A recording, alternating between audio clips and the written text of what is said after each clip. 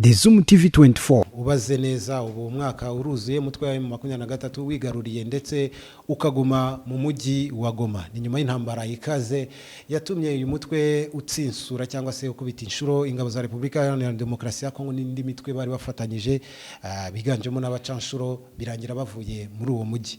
Kugeza ubu tuvugana umujyi wa Goma uyobowe n'umutwe wa M23 ndetse abawutemberamo bagaragaza ko hari itandukaniro yaba ry'imiyoborere ry'ubuzima ndetse n'ubukungu muri uyu mujyi. Uyu munsi turashaka kuganira cyane cyane ku mpinduka ziri muri uyu mujyi wa Goma, ariko cyane cyane atari inkuru mbarirano, ari inkuru yabigerereyo cyangwa se ari inkuru y'abatembererayo cyane cyane. Ndi kumwe na Baptiste, arazwi cyane ni Yohani Mubatiza, ni umunyamakuru w'imazemo igihe ariko akaba n'umuyobozi wa Africana TV. Watembereye cyane mu mujyi wa Goma kuva intambara yaba ndetse n'uyu munsi aho Goma yongeye kugarura ubuzima, uyu mujyi ugendamo nk'ugenda mu rugo. Turakwakiriye cyane kuri The Zoom TV. Urakoze cyane Didas n'abakurikiye The Zoom TV. Ndagushimiye kuba watekereje ko twaganira uyu munsi. Nibyo koko nk'uko utangiye ubivuga, umujyi wa Goma uyu munsi ni umujyi benshi ku isi batangiye bumva ari umujyi umuntu atakandagiramo kubera umutekano muke. N'uyu munsi hari abakibitekereza ko, ariko ntekereza ko yenda umuntu akurikije uyu munsi umujyi uburyo tuwugendamo, uburyo tuwukoreramo amakuru, uburyo tugenda tugaruka, uburyo wubakitse uyu munsi, ikigaragara nuko koko impinduka zirahari zishingiye yenda ku bintu nka bitatu. Ikintu kigaragara mu mujyi wa Goma ni imiyoborere, icya kabiri ni umutekano, icya gatatu ni imikoranire hagati y'inzego, ari inzego za gisivile n'iza gisirikari n'abaturage. Wenda ibyo turaza no kubigeraho gato tubyinjiremo gake wenda mu minota mike dufite. Abatarakanda subscribe na kukamenyetso kanditseho subscribe kugira ngo muzajye mubona n'ibindi biganiro bitandukanye mutasanga ahandi, ndetse n'ingingo nk'izi ziba zikenewe kugira ngo tuziganireho. Reka Batisa gato duhere ku bigendanye no gutara amakuru. Mujyi wa Goma mu gihe cy'amasasu hari hashyushye ku buryo abanyamakuru bari mbarwa bashobora gutinyuka kuwukandagiramo. Ubu Goma iyo turebye mu bitangazamakuru bitandukanye, yaba iby'imbere mu gihugu n'ibitangazamakuru mpuzamahanga, ubona ko abanyamakuru baragera mu bice bitandukanye. Goma mugerayo gute mu bice bitandukanye biri kuberamo intambara? Ni gute mujya gutarayo amakuru? Yego, Goma ubundi mu ntambara amakuru ntabwo bivuze ko ahagarara. Ukabaho mu bihe ibyo ari byo byose, gusa bisaba experience cyangwa se bigasaba determination, kubera ko ntabwo ari buri munyamakuru wapfa kujya mu nkuru z'intambara. Urabizi ko haba ibice bitandukanye muri media, hari abakora ku bijyanye n'ijambo ry'Imana, hari abakora ku buhinzi, ku buzima, ku mutekano, ndetse n'inkuru zo mu bihe by'intambara n'undi mwihariko. Ahangaha rero ngira ngo nawe wahoze uri umunyamakuru usanzwe abaturage, ariko wabaye umunyamakuru w'intambara cyane. Oya, n'ubundi ntabwo ndi umunyamakuru w'intambara. Nako uvuga iby'intambara? Sinanavuga iby'intambara, ahubwo njya mu bice yenda byabayemo intambara. Ni ukuvuga ngo rero hari icyo bita gutinyuka pe, kubera ko harimo umuntu yavuga yuko ahavuzwe intambara.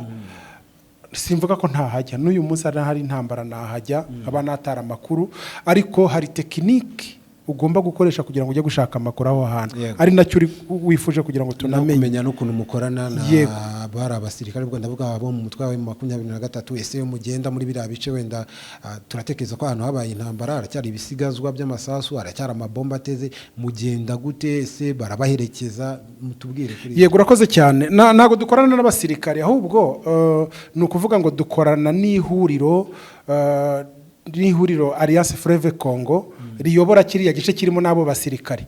Ni ukuvuga ngo rero nyuma y'uko umujyi wa Goma ufatwa nk'uko batangiye bivuga ku tariki 27 z'ukwezi kwa mbere 2025, bambeze kwa 12, hashyizweho uburyo amabwiriza. Mu mabwiriza yashyizweho rero hari n'amabwiriza agenga itangazamakuru mpuzamahanga n'itangazamakuru ryo mu gihugu, uburyo ritara amakuru mu gice kiyobowe n'iri huriro Alliance Fleuve Congo. Ni ukuvuga ngo rero ikintu cya mbere twakoze ni ukwimenyekanisha no gusaba uburenganzira bwo gukora inkuru mu gice iri huriro rigenzura cyangwa riyobora. Urushobora gusaba ukemererwa cyangwa ugasaba ntiwemererwe. Twarasabye rero turemererwa. Impamvu umuntu asaba ntiyemererwe ni iyihe, cyane impamvu asaba kemererwa ni iyihe?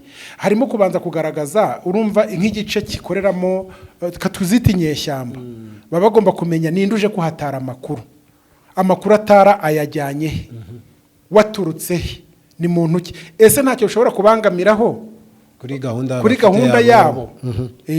Kuko ibyo ni ibintu byose bigaho bakaguha icyo bita accreditation na clearance. Iyo rero umuntu akwemereye yuko ukorera mu gice arimo, nuko abanza kwiga ku mikorere yawe, aza amakuru yawe, ubwo bafite nabo uburyo bamenya amandi makuru. Ariko kumenya uyu munsi amakuru y'umuntu ukora mu itangazamakuru biroroshye, kuko ushobora gusura imbuga nkoranyambaga ukamenya ngo content ze nizi. Tujya tubona mugera n'ahandi intambara yabereye no hafi n'amashyamba, barabaherekeza ku buryo wenda bigendanye no kumenya ko umutekano wanyu nawo urinzwe, kuko ni igice kirimo intambara, cyahozemo intambara. N'uyu munsi umuntu ashobora kuvuga ko ibyo bice isaha n'isaha byakomeza kubamo intambara mu gihe amasezerano y'amahoro hagati ya FCM M23 na Kongo atarashyirwa mu bikorwa. Bigenda gute? Yego, ni ibintu byoroshye, si hariya gusa, no mu Rwanda.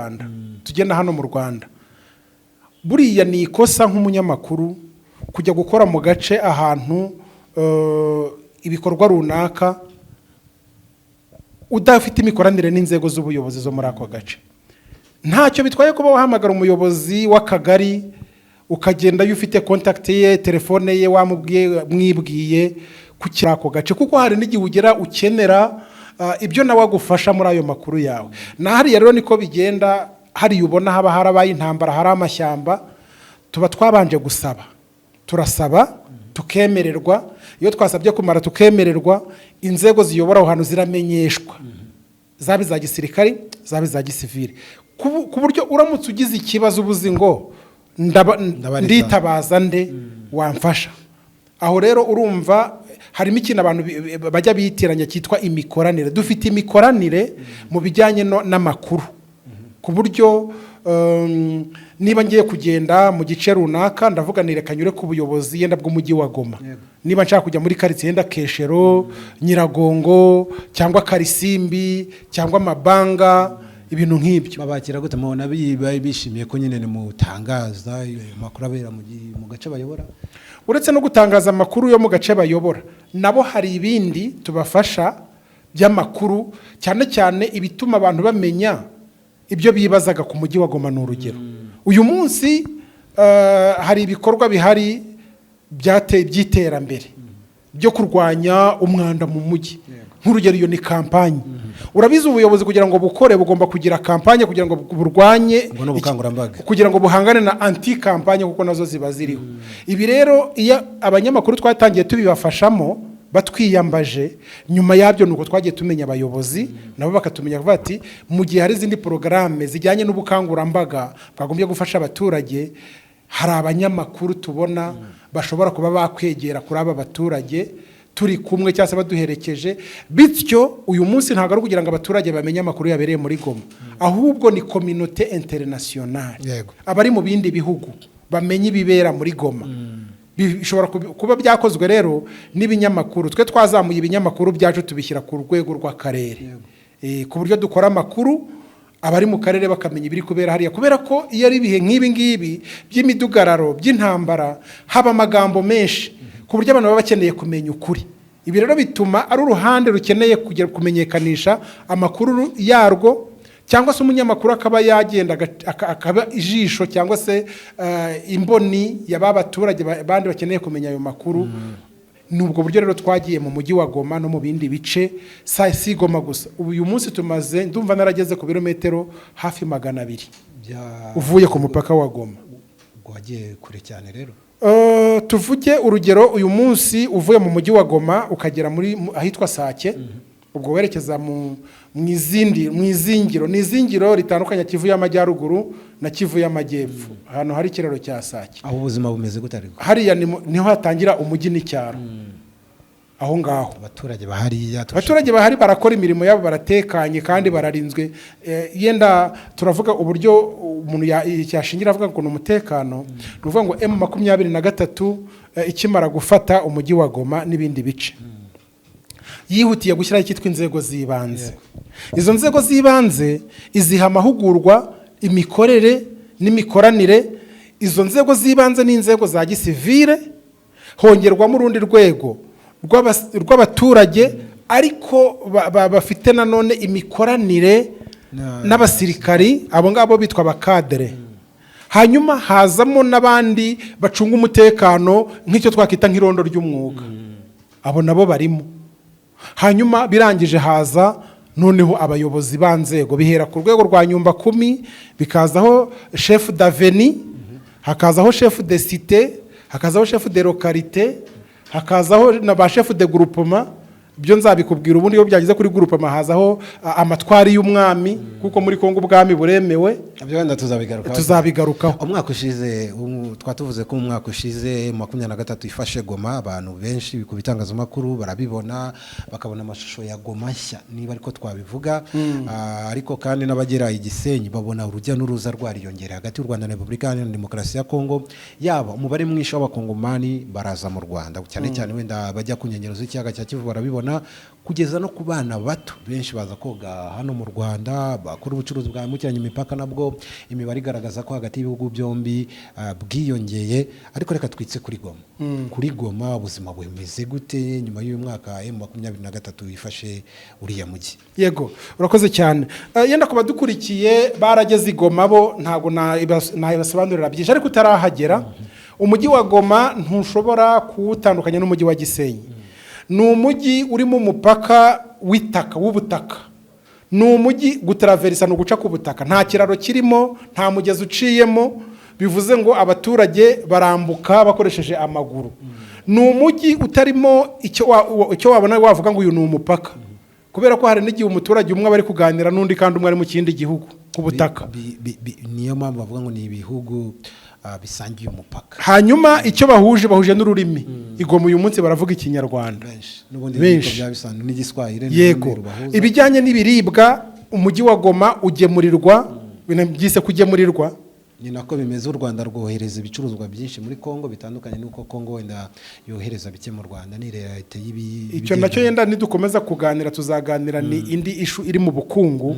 Kuba u Rwanda rwohereza ibiribwa muri Kongo, Kongo ntiyohereza ibiribwa, ufite inyungu ni n'u Rwanda. Bishobora kuba byohereza wenda atari byinshi, ko politike y'u Rwanda niyo kohereza cyane ibicuruzwa hanze. Wenda nicyo nari tuzabitindaho.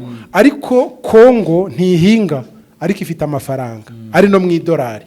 Bivuze ngo u Rwanda rukeneye gukura iryo dolari kuri Kongo. Goma rero yo mu ntambara y'icyo gihe itandukanye n'uyu munsi, cyane cyane yaba umujyi, imyubakire. Nabonye ejo bundi bataha bizihiza uyu mwaka bafashe uyu mujyi, baragaragazaga ibikorwa remezo bitandukanye, bavuga ko byahinduye imibereho y'abaturage. Koko hari imibereho y'abaturage b'Igoma yarahindutse ku buyobozi bwa M23? Yego, urakoze cyane. Ngira ngo abadukurikiye hari ikibazo nari meze nk'ugiciye ku ruhande, nicyo kiri busubize iki ngiki. Ugeze mu mujyi wa Goma ntushobora kuwutandukanya n'umujyi wa Gisenyi. Imibereho, ndavuga mu mibereho, barya bimwe, bavuga kimwe abenshi, kandi noneho abakora ubucuruzi benshi banaturuka no muri iki gice cya Rubavu, cyane cyane abakora imirimo iciriritse. Ndavuga ubucuruzi buciriritse bwambukiranya imipaka bw'ibiribwa. Wa mubare munini wambuka ni abagore, abenshi biganjemo abagore bambutsa imyaka, imboga, imbuto n'ibindi biribwa n'inyama n'ibindi nk'ibyo. Ni ukuvuga ngo rero umujyi wa Goma ukomeze uyu munsi, impamvu zo gufite isura nk'iya Rubavu nuko basangiye ubuzima, imibereho irasa, nta tandukaniro rinini cyane ririmo. Ahubwo reka tugaruke kuri ibyo waruvuze bijyanye uhageze, icyo wageze avuti hano ndi Goma, hano ni Rubavu. Igoma uyu munsi, Igoma ya kera umuntu yageragamo yikangaga kubera umutekano muke waterwaga na bamwe mu bashinzwe umutekano, bashinzwe kurinda abaturage. Bamburaga abantu, bamburaga abanyamahanga cyane, bakibasira abanyarwanda, ariko bataretse n'abakongomani nabo kubambura.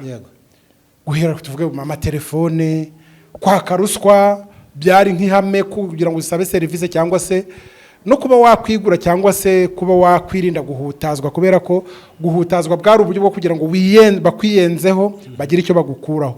Ibyo byose ubu ntabihari, ni ukugenda mu mutuzo. Ukuvuga ngo niba nkumvishe neza, umunyarwanda muri Kongo ntabwo gihohoterwa, n'umukongomani nta gihohoterwa, nta bantu bagikora urugomo muri Kongo, kuko muri Kongo washoboraga no kureba umuntu ntabi akakurasa. Ibi rero nicyo nanishatse kukubwira abantu batanazi, kugira ngo ugere ariko mumenye umukongomani n'umunyarubavu n'umunyarwanda. Oya, n'umunyarubavu, umunyarwanda byo wabitandukanye. Umunyarubavu se atandukanye n'umunyarwanda? Umunyarubavu ni umunyarwanda, ariko ni kuvuga kwa kwisanzura kw'abaturanyi. Ubundi baca umugani mu Kinyarwanda ngo abaturanyi babyarana abana basa. Ni ukuvuga ngo rero hari n'udashobora kwinjira muri Goma ntamenye ko yinjiyemo, kubera iki yakomeje kubona imico n'imwe. Imico ya Rubavu niyo mico yo muri Goma, imico yo muri Goma niyo mico ya Rubavu. Icyabatandukanyaga ni ubuyobozi bwari buhari. Noneho iyo yari iturufu yitwa kuvangura abantu kugira ngo ubone uko uyobora ukoresheje kubuza abantu umutekano. Ni ukuvuga ngo tuvuge ingabo za Kongo zariho icyo gihe zahigaga umuntu uri kuvuga Ikinyarwanda, yego, kandi yarahakoreraga. Uwo muntu wavuga Ikinyarwanda hakorera yarwanaga intambara yo kutakivuga. Wumva ubwo burenganzira ku Rwanda kugira ngo utavuga ururimi, ukarwana no kuvuga Iringara cyangwa Igiswahili utanabizi neza. Uyu munsi rero bose buri muntu avuga ururimi ashaka muri Goma. Hari ubwisanzure mu kuvuga, hari ubwisanzure bw'aho uturuka ku buryo ntawe ushobora kuzira ko yaturutse mu Rwanda. Noneho uyu munsi na babandi bavugaga Igiswahili bashize imbaraga mu kwiga kugira ngo bavuge neza Ikinyarwanda kugira ngo babone uko bahaha. Hariya yuganiriye n'abaturage, noneho nicyo dushaka kumenya muri uyu mwaka umwe ushize mu 2023 ifashe y'uriya mujyi, abaturage b'Igoma, abakongomani baganira iki ku hazaza h'uyu mujyi n'uyu mutwe babanye wa M23? Kuko mbere impamvu mbikubajije barimo ibice, bamwe bavuga bati uyu mutwe ugumaha, abandi bavuga bati bazagende, bamwe bari ku ruhande rw'ingabo za leta. Ubu none inkuru baganira ni inkuru zimeze gute? Yego, ni ukuvuga ngo kuganira, nakubwiye ngo uretse ubwo butegetsi bwari buhari bwa leta ya Kinshasa, buriya abaturage bo muri Kongo nakubwira ngo ni abana beza kuko barayoboka. Aho M23 ikiza harimo guhuzagurika ndetse n'ibihuha byaberekaga yuko hashobora kubaho ingabo zari za leta zishobora kugaruka zikongera zikigarurira umujyi. Bityo bamwe mu bari ku ruhande rwa M23 bakaba bahura n'ibibazo bikomeye. Niyo mpamvu M23 yakoresha ibishoboka byose, isunika cyane bishoboka, igeza kure cyane hashoboka kugira ngo irindire kure umujyi wa Goma. Biragoye kugira ngo umuntu akubwire ngo ibirometero ingabo za FARDC zagezeho uyu munsi zirongera zibifate zitaraverse zigaruke muri Goma. Ubanza zishobora kuhagera twarashaje. Nibidashoboka. Ni ukuvuga ngo rero abaturage ntibivuze yuko hatarimo abagize resistance mu mitekerereze. Bavuga ati turashaka mutuvira aha cyangwa turashaka umujyi usubire mu, ntabyo bavuga. Ahubwo icyo nshatse kubwira nuko tunafashe n'urugero nko mu Rwanda, nyuma y'imyaka irenga 30 harabaye jenoside yakorewe abatutsi muri 1994. Uyu munsi uracyabona ingenga bitekerezo ya jenoside.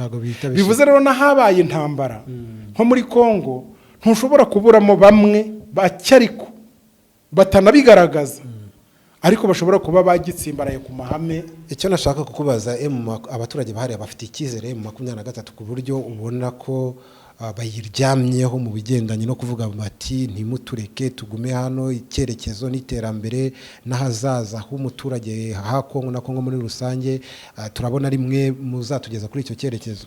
Yego Dida, ntabwo niba gusubiza ibintu byinshi, nakubwira yuko haherutse kuba icyo twakita imyigaragambyo muri Kongo, ubwo havugwaga ngo yenda urugero umujyi wa Uvira M23 wuvemo. Yego, buriya M23 niyo yifatiye icyemezo cyo kuwuvamo, ariko abaturage bari babyanze.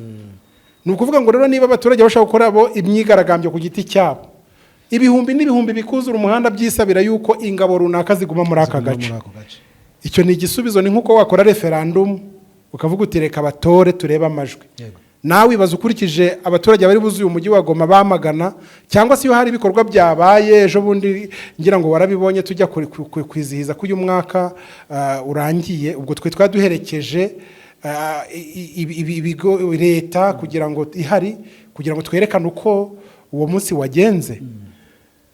Bigaragaza ko habaye referendum ishobora kugira 98% twakwibaza ngo ukurikije imiyorere iri Goma, umujyi wa Goma uri ku murongo, urayobowe mu buryo bwubahiriza uburenganzira bw'abaturage n'uburenganzira bwa muntu, ku buryo ari umujyi koko wanabona ko ufite icyerekezo cy'iterambere?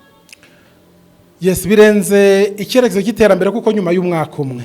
Ndaguha urugero, umujyi wa Goma ni umujyi warimo imyumvire igoye, aho umuntu yazaga agaparika imodoka hashaka. uko abonye mu muhanda.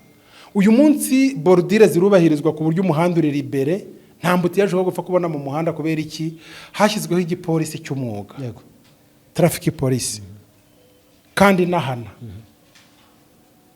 yashyizeho amabwiriza.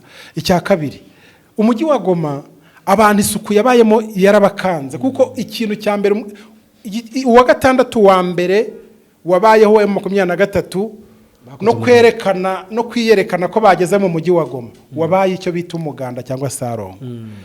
Ubwo umuyobozi w'iri huriro yafataga umwe yagakubura, byari bifite icyo bisobanuye kandi bifite icyo byatanze. Arabwiye ati mukore gutya. Byahaye isura abaturage bose ku buryo twe twinjiraga muri Goma tugapfuka ku mazuru. Kubera ko umuntu yavanaga ibyo afite byose akajugunya imbere y'umuryango. Ubu twavuga ko Goma ifite isuku, mwamwe muhagenda cyane. Twatuzi ko kari agace abantu benshi bakunda kubicamo umugani bakavuga ko hatari isuku. Ni umujyi ukeye. Goma, abaturage ba Goma ni abarimu b'isuku ku tundi duce tutari twafatwa. Noneho tugendeye ku mutekano, isuku, nanjye gusubiza ku miyoborere kugira ngo mbone ko nkubwira ikindi giye kukubwira. Nakubwiye yuko M23 AFC M23 ikimara gufata bira bice yashyizeho leadership, imiyoborere, yubaka inzego zose, ari ku rwego rw'inzego zibanze, mu nzego z'ubuzima, mu nzego z'uburezi, mu nzego z'urubyiruko, bigera igihe ishyiraho yoruganiza n'abantu bigoranye kuyobora bitwa abamotari. Mu mujyi wa Goma umumotari yatwaraga abantu 3 kuri moto nta kasika afite, akagenda yirukanka banagongana. Uyu munsi umumotari atwara umuntu umwe mu mujyi umwe. Goma ntago bakigenda kuri moto, ntushobora kumubona. Kandi baribwiriza, ntago babahata, ntibareba ngo hari umupolisi, byabagiyemo discipline. Ntushobora kubona umuntu wasinze. Goma urubyiruko rwakoreshaga ibiyobyabwenge. Uyu munsi ntushobora uwagutumura urumogi muri Goma, ushobora kumara amezi 3 utararubona ufite n'amafaranga. Mu gihe ku muhanda rwabaga rucuruzwa nko umuntu acuruza intoryi, twajyaga tubona mwajyaga murugura. Nangiye kuvuga ikindi kintu twajyaga tubona mu migirire itari myiza, yuko cyari igihugu cyari na n'ubu muri raporo biragaragara ko ari igihugu kibamo ruswa, ndetse na ku mupaka heshi wasangaga bihari nta bantu bacyaka ruswa mu buryo bunagaragarira ijisho. Yego, intambara y'iri huriro FC M23 ntago ndumuvugizi wayo, ariko ibyo twabonye nuko harimo ibintu bibiri. Kurwanya ruswa biha umuntu uburenganzira bwe, cyo ni kimwe. Icya kabiri,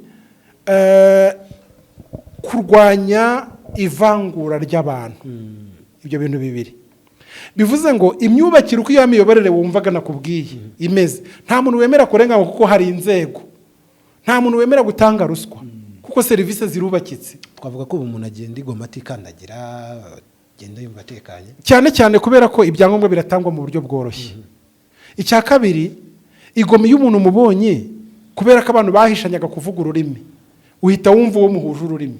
Kandi iyo umuvugishije arakwakira akakurangira icyo ushaka kugeraho, byaba ngombwa kanagufasha. Business zirakorwa, imyenda, inkweto, bicuruzwa bitandukanye byinshi twatuze ko bivigoma, na n'ubu niko bimeze. Iyo muvoma ubuzima bwaragarutse, abakongomani benshi baba barahungiye mu Rwanda banasubiyeyo, iyo muvomo iragaragara ukabona ko ubuzima bwaje. Wenda igihari ni amafaranga atari menshi, kubera ko leta igenda yafunze amabanke mu mujyi wa Goma, ariko hashyirwaho ubundi buryo bw'abaturage bashyirirwaho ikindi kigega cyangwa se indi banki yashyizweho kugira ngo abashaka kubitsa amafaranga cyangwa guhemba abakozi n'indi miryango uburyo ibitsa amafaranga ahantu hizewe.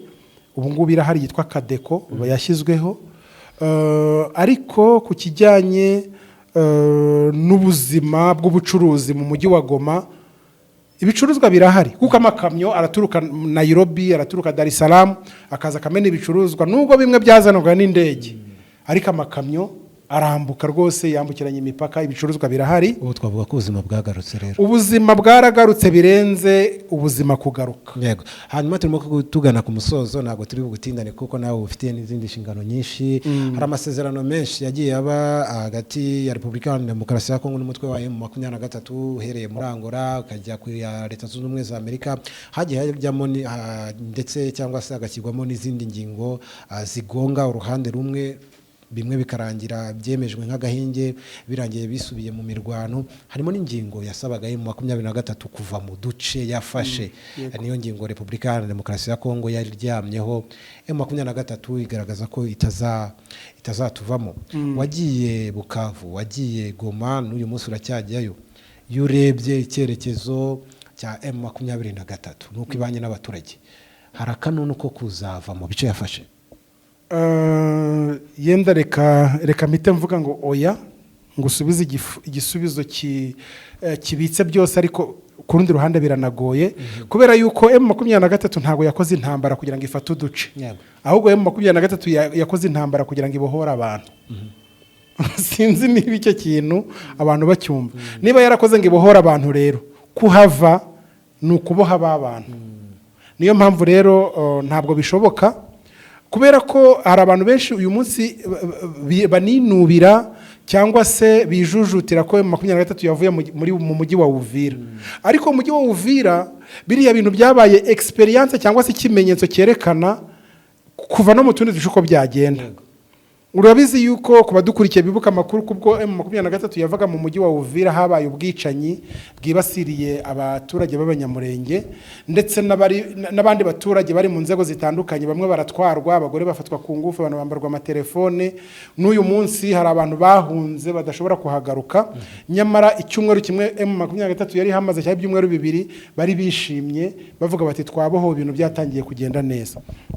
Nukuvuga ngo rero igice mu 23 yafashe kugeza uyu munsi biragoye kuzabirekura. Nibyo imbaraga yakoresheje ni nyinshi, kandi n'impamvu yatumye ifata ibi bice, ni impamvu kugeza uyu munsi na communauté internationale idashidikanyaho, kubera ko iyitembereye mu gice kirimo abaturage mu 23 yafashe n'abandi bahatemberera bibaza niba bari mu gice cy'inyeshyamba cyangwa niba bari mu gice cya leta. Bajya mu gice cya leta bagahita babona mu gice kirimo inyeshyamba niho hari umutekano, niho abantu bari gukora, hariho icyitwa espérance de vie, icyizere cy'ubuzima runaka. Nkunda kubaza abantu bose turi gusoza ikiganiro, ubona bizagiraho Repubulika Iharanira Demokarasi ya Kongo, ubwo turavuga leta ubwayo n'igisirikare cyayo bakunga ubumwe na M23 ukurikije birantega yagize mu masezerano impande zombi zagiye zigirana, cyangwa bizakomeza bibe gupasanya umupira? Ni ibintu bibiri. Twareba ngo uruhande rufite inyungu n'uruhe. Leta yaba ifite inyungu iramutse iciye bugufi kubahiriza ibyo M23 isaba, intambara yarangira, ibyo M23 isaba ikabihabwa. Ahubwo harimo kureba muri package ngo ibyo isaba byo ni ibiki, ibyo isaba ni ibiki, kuko harimo ibintu kuko usanga ari uburenganzira bw'abantu. Nk'urugero mu biganiro twumvise bibera Doha mu masezerano harimo kwemera guha abantu umutekano n'uburenganzira bwabo. Ni ukuvuga ngo rero leta ya Kongo kugeza uyu munsi nk'ubu Doha ya mbere ihurizo ririmo rikomeye, kugira ni ikimenyetso leta ya Kinshasa yasabwe kugira ngo yerekane ko step y'ibiganiro yakomeza. Hasabwa abantu 700 bafashwe muri uyu mujyi wa Goma. Twavuga umujyi wari umeze, hari abantu bagiye bagafatwa bitwa ibyitso, bagiye bafatwa nk'ibyitso, bakavuga bati uyu nguyu yakorana na M23, Goma itarafatwa. Abo bose baragiye bagera kuri 700, kandi M23 ifite urutonde rwabo. Abo bantu rero basabwe leta ya Kinshasa ati kubagarura, ikaberekana, kikaba ikimenyetso cy'uko bakicara ku meza bakaganira. Mbo ku rundi ruhande abakurikiranira hafi amakuru baravuga ngo ese koko leta abo bantu irabafite? Igisubizo gishobora kugorana, ishobora kubita bafite kuko cyangwa ifite, cyangwa hari abitagifite, cyangwa hari abitagifite, kuko ushobora gusabwa urutonde hari abantu yenda ba wish, kandi abo bantu ugomba kubazana nako rukaba rundi rubanza. No muri ayo masezerano ikindi kiyakomeza nuko mu ngingo zikomeye Repubulika Iharanira Demokarasi ya Kongo isaba umutwe wa M23 kuva mu duce yafashe ngo nibyo byazana amahoro. M23 nayo ikagaragaza ko bidashoboka ndetse bisa nk'inzozi. Nabyo biri mu bishobora kuzatwara igihe kinini, ariko communauté internationale cyangwa amahanga kino kibazo cya Kongo yahisemo kugitera umugongo, ihitamo kukihorera, avuga iti mube mukukuzanyaho gusa izukuri kuko yamaze kubibona. Kuko urumva Monisco nubwo irimo hano itanga amakuru, kandi cya kintu nakubwiraga byo gukora balance hari umutekano biriho. None ikindi cya gatatu nuko abaturage bari mu bice bitarafatwa ariko begereye ibice byafashwe bakora amasengesho kugira ngo M23 ifate ibyo bice bindi nabyo.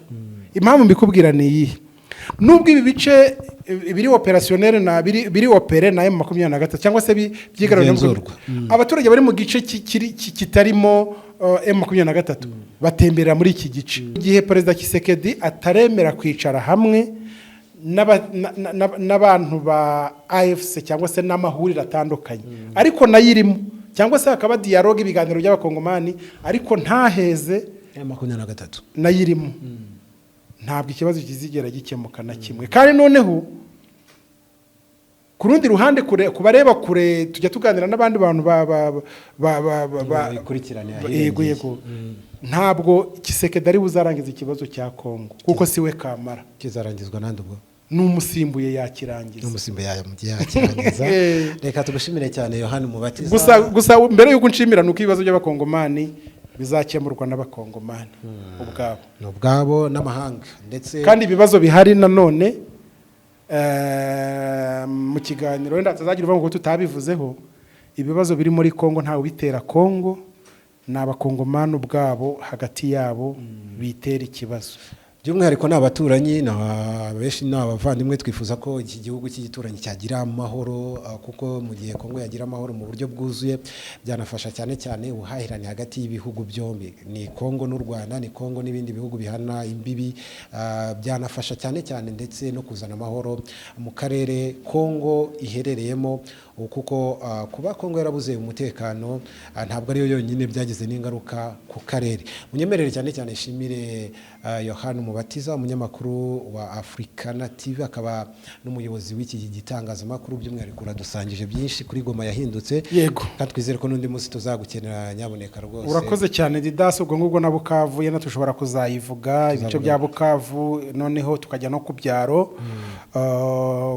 yego nubwo twari twasoje ariko buriya Kivu y'amajyaruguru igizwe buriya na cyo twakita cyangwa tuzabivugaho tugarutse yego ni byinshi abari badukurikiye mbese mu byumve ko mbafitiye amakuru menshi ajyanye na Kongo utaha tuzavuga ku mwihariko wa Bukavu utarakanda subscribe kuri The Zoom TV na kamenyetso kanditseho subscribe ariko kandi mukibuka ko kujya no kuri Africana TV naho mugakanda subscribe ndetse mukareba by'umwihariko n'umwihariko w'ibiganiro iyi televiziyo ibagezaho bifite uwo mwihariko wo kugera mu bihugu bitandukanye u Rwanda ruherereyemo turavuga Afrika y'Iburasirazuba nyine nitwa Didas Niyibizi bye